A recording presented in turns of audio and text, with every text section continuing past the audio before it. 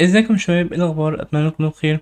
النهارده ان شاء الله هنتكلم على الشيرد داتا مع اللوجن. دلوقتي احنا لما نيجي نعمل لوجن، إيه اللي بيحصل ان الداتا بتاعت اللوجن دي المفروض ان هي تكون موجوده ومتشافه على مستوى الابليكيشن، مش مجرد بس اللي هو اللي احنا عملناها ريدايركت، او مثلا المكان اللي هو بعتنا له البروبس بتاعت اليوزر.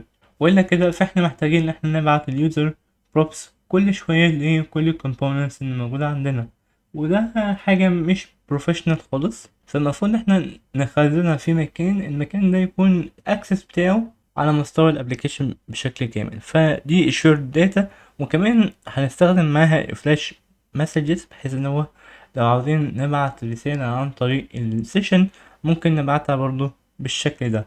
طيب، تعالى بقى نشوف ازاي ان احنا نعمل اصلا الاوثنتيكيشن، وبعد كده نروح نشتغل مع الشيرد داتا.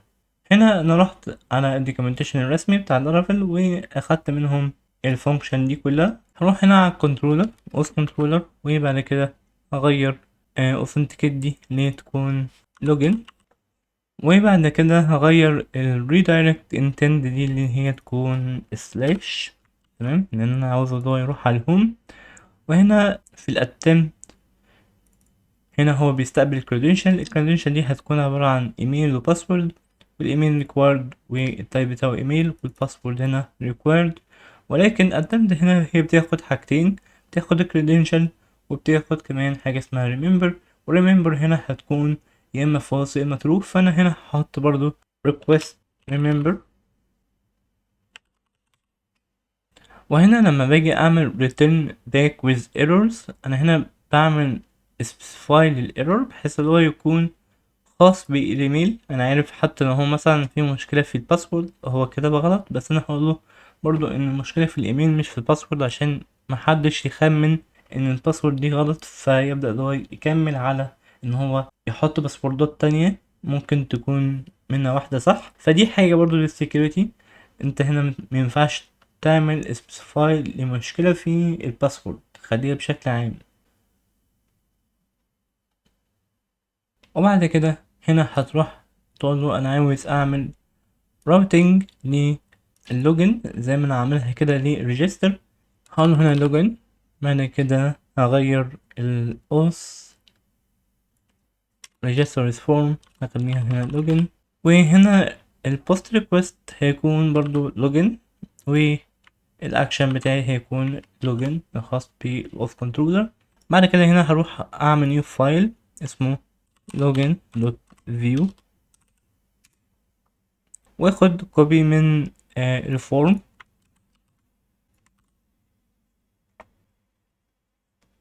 واقعد اشيل حبة حاجات زي مثلا الريسيت ده انا مش هبقى مهتم بيه. بعد كده الكونفirmation باسبورت مش مهتم بيها برضو، لاني هحط مكانها تشيك بوكس يكون خاص ب remember me. وكمان النيم انا برضو مش مهتم بيه، مش محتاج نيم في حاجة في اللوجن.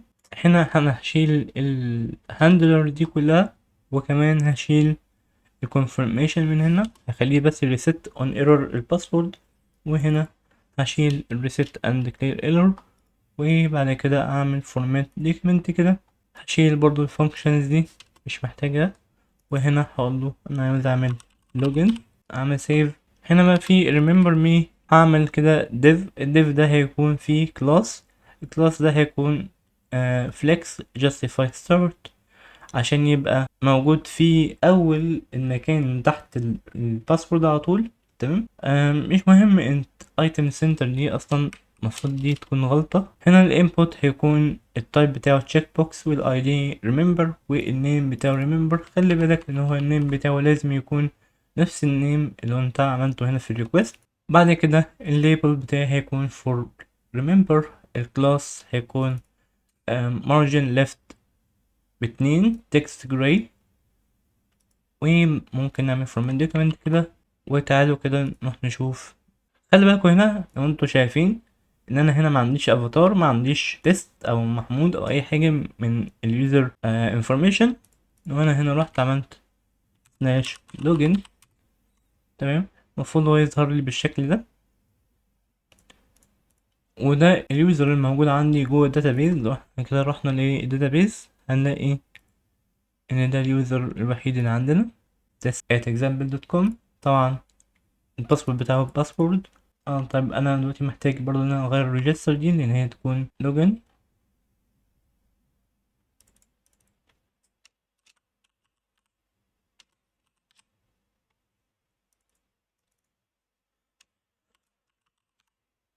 طبعا was successful دي برضو انا مش هحتاجها قوي لان انا مش هشوفها اصلا، بس يعني هوريكم بقى ازاي اللي احنا بعد كده في المستقبل نحط successful message بس تظهر كفلاش مسج او alert. تعالى كده بقى نعمل login. فزي ما انتوا شايفين كده هو حولني على الهوم، وطبعا البروبس بتاعت اليوزر ظهرت في الهوم. اوكي، ده عشان انا بستقبل بروبس في الهوم اسمها يوزر. تمام، فتعالى كده ان احنا نروح على الهوم كده نشيل البروبس الخاصة باليوزر. تعالى نعمل سيف كده. هتلاقي ان الداتا عندي اتشالت، مش قادر اعمل اكسس على اليوزر اوبجكت. ازاي بقى ان انا اعملها اكسس؟ عن طريق الشيرد داتا. بص يا سيدي، انت هنا بتروح على مين؟ على handle initial request middleware. هتلاقي في الاب HTTP middleware، وهنا هتلاقي حاجة اسمها public function share، وهنا بيرجع ال parent share مع ال request بتاعك. تمام، فهنا بقى احنا هنضيف ايه؟ ال shared data اللي هي هتكون auth dot user share data. هتقول له هنا انا عاوز اعمل auth dot user. تمام، بعد كده هترجع له ايه؟ ممكن ترجعها له كده على طول اللي هي request user، او ممكن ترجعها له جوه inline function بالشكل ده، وده الاحسن.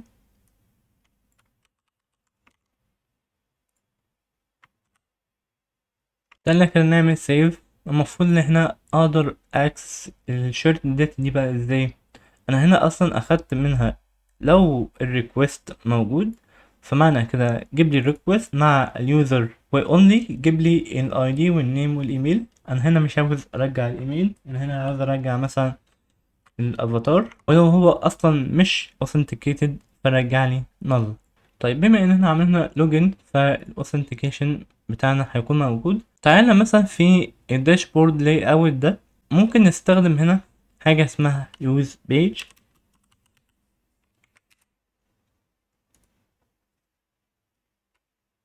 وهنا جوه اليوز بيج احنا ممكن نستخدم ايه؟ ممكن نستخدم const user equal. طبعا انا هنا لو عملتها بالشكل ده اللي هو هيكون use page dot props dot auth dot user، طبعا مش هتشتغل معايا غير بس في المكان ده، ولكن مش هتشتغل معايا جوه التمبلت. فانا هنا ممكن اعمل ايه؟ ممكن اعمل حركة بسيطة جدا واللي هي هتكون computed. تمام، وهنا اقول له use page dot props dot auth user، وساعتها انا ممكن اعمل console log لليوزر بشكل كامل عشان اشوف ايه اللي بقى جواه. نعمل سيف كده.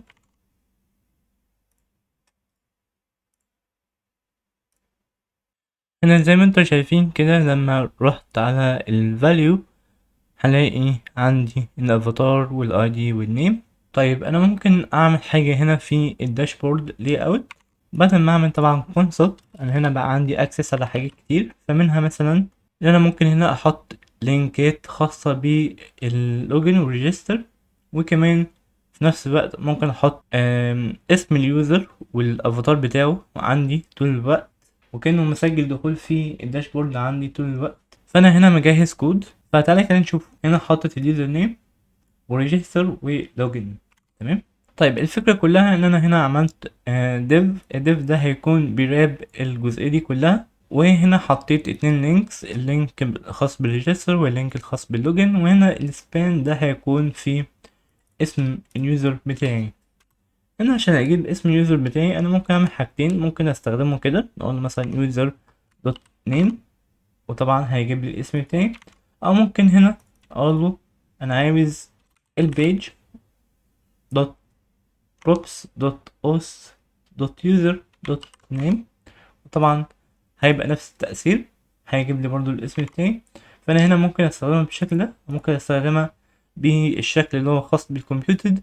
بس لو انت مش هتعمل اي عليها عمليات تانية او مش عاوز الاختصار، فمش لازم تستخدم الكمبيوتد لو انت عاوز تستخدمها بالشكل ده.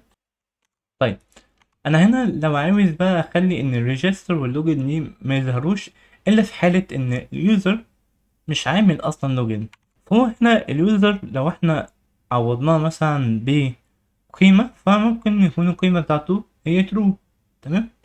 طيب تعالى بقى نعكس الموضوع ده بقى، نقول هنا ايه في اف لو اليوزر كده انا هعمل له false. تمام. ليه بقى؟ لان هنا بعمل نوت، هو هنا بتعكس اشارة اليوزر. لو هنا اليوزر فيه داتا فمعنى كده اللي هو true، فانا هنا هعكس اشارته وهخليه false. معنى كده ان لو اليوزر موجود ساعتها هيبقى الاتنين دول مش موجودين، لو اليوزر مش موجود معنى كده الاتنين دول هيكونوا موجودين زي ما انتوا شايفين كده.